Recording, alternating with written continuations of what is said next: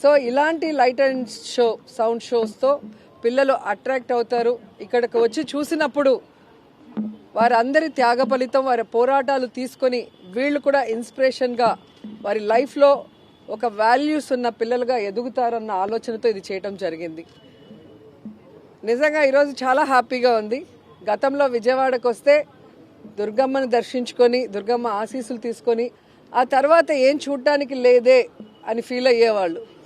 ఎందుకంటే ఎవరైనా ఒక టూర్కి వెళ్తే 2-3 డేస్ పిల్లలతో పాటు కుటుంబంతో ఉండాలనుకుంటారు.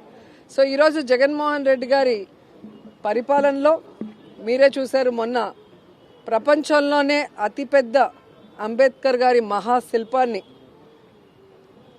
Statue of social justice, so అది ఓపెన్ చేయటం జరిగింది. అదే రోడ్లో కొంచెం ముందుకు వస్తే బాపు మ్యూజియం, దీంట్లో ఈరోజు నుంచి లైట్ అండ్ సౌండ్ షోని స్టార్ట్ చేస్తున్నాం. అలాగే కొంచెం ముందుకు వెళ్తే భవానీ ఐలాండ్, నేను మంత్రి అయిన తర్వాత మన పండుగలన్నీ అక్కడ చేయటం జరిగింది. సంక్రాంతి కానీ, ఉగాది కానీ, మొన్న కూడా మీరు చూస్తే కార్తీక మాసంలో శివుడి కళ్యాణం కానీ, అంటే ఊర్లకు వెళ్ళి ఊర్లలో తమ కుటుంబంతో గడపాల్సిన వాళ్ళు ఈరోజున్న బిజీ లైఫ్లో వెళ్ళలేకపోతున్నారు. కాబట్టి అన్నీ వారి దగ్గరికే తీసుకురావటం జరుగుతుంది. సో ఈ విజయవాడలో ఈరోజు అభివృద్ధి అంటూ జరిగింది అంటే అది జగనన్న గారి పరిపాలనలోనే నేను గర్వంగా చెప్పగలను. అండ్ ఈరోజు మీరు చూస్తే మా ఆర్కియాలజీ అండ్ మ్యూజియం డిపార్ట్మెంట్ రెండు కూడా చాలా అద్భుతంగా పనిచేసి ఇక్కడ మ్యూజియంలో కానీ అలాగే లైట్ అండ్ సౌండ్ షో కానీ మీరు చూస్తే మీకు గూస్ బంప్స్ వస్తాయి.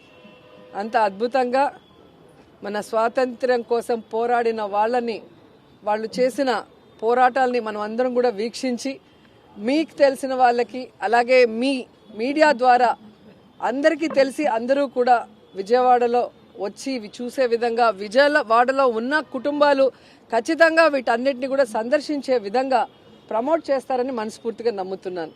ఎందుకంటే ఒకటి తీసుకురావడం గొప్ప విషయం కాదు, దాన్ని మీడియా ప్రమోట్ చేయాలి.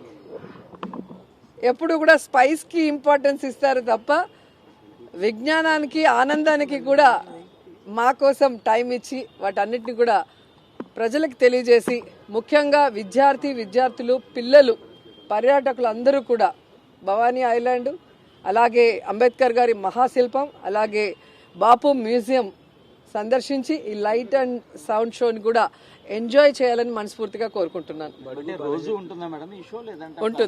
ఉంటుందండి. మన దీంట్లో కూడా ఉందండి, మన కొండపల్లి ఫోర్ట్లో కూడా చాలా అద్భుతంగా ఉంటుంది. నేను 2 times ప్రోగ్రామ్ పెట్టి అందుకే అక్కడికి పిలిచాను. స్పోర్ట్స్లో గెలిచిన వాళ్ళందరికీ కూడా అక్కడ ఇవ్వటం జరిగింది. ఎందుకంటే మన దగ్గర చాలా ఉన్నాయి కానీ వాటిని ప్రొజెక్ట్ చేసే వాళ్ళు లేక, ఇప్పుడు మేము పెట్టినా కూడా మీరు టీవీలో టెలికాస్ట్ చేసి పేపర్లో దాని గురించి రాస్తేనే కదా ప్రజలకు తెలుస్తుంది. సో అందుకే మిమ్మల్ని అందరినీ రిక్వెస్ట్ చేస్తున్నా, మన విజయవాడలో ఇన్ని జరుగుతున్నాయి, ఇవన్నీ కూడా తెలియచేసి పిల్లల్ని అలాగే విద్యార్థులకి నాలెడ్జ్తో పాటు ఆనందాన్ని కూడా కలిగించే విధంగా ఉన్నాయి. కాబట్టి అందరూ రావాలని కూడా కోరుకుంటున్నా. సంక్రాంతికి వస్తారు, వచ్చి మళ్ళీ వెళ్ళిపోతారు. అలాంటి వాళ్ళల్లో వీళ్ళు కూడా ఒకరని నేను అనుకుంటున్నా. ఎందుకంటే నాన్ లోకల్ పొలిటీషియన్స్, వీళ్ళు ప్రజల్లో ఉండరు, ఇక్కడ వాళ్ళ కుటుంబాలు కాపురం ఉండవు, ఇక్కడున్న ప్రజల సమస్యలను తెలుసుకోరు. కేవలం ఎలక్షన్స్ వచ్చినప్పుడు సంక్రాంతికి ఎలాగైతే డూడు బసవన్నలు వస్తాయో అలా వస్తారు, వెళ్ళిపోతారు. కాబట్టి ప్రజలకు తెలుసు మొదటి నుంచి ప్రజల్లో ఉంటుంది ఎవరు, ప్రజల సమస్యల కోసం పోరాడింది ఎవరు, అధికారంలోకి వచ్చాక ఆ సమస్యల్ని దూరం చేసి వారికిచ్చిన ప్రతి వాగ్దానాన్ని నెరవేరుస్తూ రాష్ట్రాన్ని అభివృద్ధి చేస్తూ ప్రజలకు కూడా సంతోషాలను అందించింది వైఎస్ఆర్ గారు, జగన్ గారు మాత్రమే. కాబట్టి ఈరోజు ఎవరో వచ్చి ఏదో చెప్తే జనాలు నమ్మటానికి పిచ్చోళ్ళు కాదు. ఇప్పుడు సోషల్ మీడియా చాలా అవేర్నెస్ క్రియేట్ చేస్తుంది. సో ఇక్కడే పుట్టి, ఇక్కడే పెరిగి, ఇక్కడే ఓటుతో ఆయన ఇక్కడే ఇల్లు కట్టుకొని, ఇక్కడే తన కుటుంబం కూడా ఉంటూ ప్రజల మధ్యలో ప్రజా నాయకుడిగా ఎదిగిన వ్యక్తి జగన్మోహన్ రెడ్డి గారు. ఈరోజు ఒక పార్టీ పెట్టి తన తండ్రిని అభిమానించే వాళ్ళకి, తన తండ్రి లేరు అని ఇక మాకు లైఫే లేదనుకొని ఏడుస్తూ ఉన్న ఈ రాష్ట్ర ప్రజలకి రాజన్న బిడ్డ నేనున్నాను, రాజన్న రాజ్యాన్ని తీసుకొస్తానని పావురాల గుట్టలో ప్రమాణం చేసి ఆ తర్వాత ఎన్ని కష్టాలు, ఎన్ని అవమానాలు ఎన్ని తప్పుడు కేసులు పెట్టి ఆయన్ని జైల్లో పెట్టినా కూడా ఏ రోజు ఎవరికి తల ఒగ్గలేదు, ఎక్కడా కాంప్రమైజ్ అవ్వలేదు, ఎక్కడా ఏ పార్టీతో పొత్తు పెట్టుకోలేదు, ఏ పార్టీలో విలీనం చేయలేదు. అది నాయకుడి లక్షణం. అంతేగాని పక్క రాష్ట్రంలో పార్టీలు పెట్టి అక్కడ జనాలు చీకొడితే మళ్ళీ ఇక్కడికి వచ్చి కాంగ్రెస్లో చేరి మాట్లాడితే ప్రజలేం పిచ్చోళ్ళు కాదు. ఈరోజు ఆంధ్రప్రదేశ్లో కాంగ్రెస్కి ఓటు అడిగే నైతిక అర్హత లేదు, హక్కు లేదు. ఎందుకంటే బాగున్న ఈ రాష్ట్రాన్ని ముక్కలు చెక్కలు చేసింది కాంగ్రెస్ పార్టీ. 2 సార్లు కేంద్రంలో అధికారంలో కాంగ్రెస్ రావడానికి కారణమైన వైఎస్ఆర్ గారి పేరుని ఆయన చనిపోయిన తర్వాత ఎఫ్ఐఆర్లో పెట్టి అవమానించింది ఈ కాంగ్రెస్ పార్టీ. వైఎస్ఆర్ గారు 2 సార్లు వాళ్ళని రాష్ట్రంలో కేంద్రంలో అధికారంలో తీసుకొచ్చినా ఆయన లేని సమయం చూసి ఆ కుటుంబాన్ని అవమానించి రోడ్డు కీడ్చి జగనన్న మీద తప్పుడు కేసులు పెట్టి జైల్లో పెట్టించింది కాంగ్రెస్ పార్టీ. అలాగే పార్లమెంట్లో తలుపులేసి రాష్ట్రాన్ని ముక్కలు చేశారే తప్ప రాష్ట్రానికి ప్రత్యేక హోదాని కూడా అనౌన్స్ చేయకుండా ఈరోజు రాష్ట్రం నష్టపోయే పరిస్థితి తీసుకొచ్చింది కాంగ్రెస్ పార్టీ. అలాంటి కాంగ్రెస్ పార్టీలోకి ఎవరొచ్చి ప్రచారం చేసినా వాళ్ళు జీరో అవుతారన్న విషయం వాళ్ళు తెలుసుకోవాలి.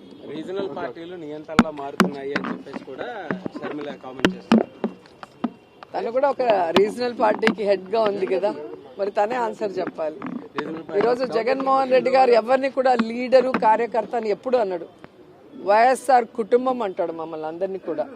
ఈరోజు ఎస్సీ ఎస్టీ బీసీ మైనారిటీ సామాన్యులందరినీ కూడా అసామాన్యులుగా మంత్రుల్ని డిప్యూటీ సీఎంలు చేసిన ఘనత జగనన్నకే ఉంది. నియంతృత్వ పోకడలు ఉంటే ఇవన్నీ ఎలా జరుగుతాయి? గతంలో మీరు అందరూ రాజకీయాలను చూశారు. గతంలో మినిస్టర్లు ఎవరు, వాళ్ళ పరిపాలన విధానం ఎలా ఉంది, ఈరోజు ఎలా ఉందో మీరు చూడండి. ఒక మేనిఫెస్టోని జగన్మోహన్ రెడ్డి గారు ఇచ్చిన రోజే చెప్పాడు, ఇదొక బైబిల్, ఇదొక ఖురాన్, ఇదొక భగవద్గీతగా దీన్ని భావించి నేను పనిచేస్తానన్నారు.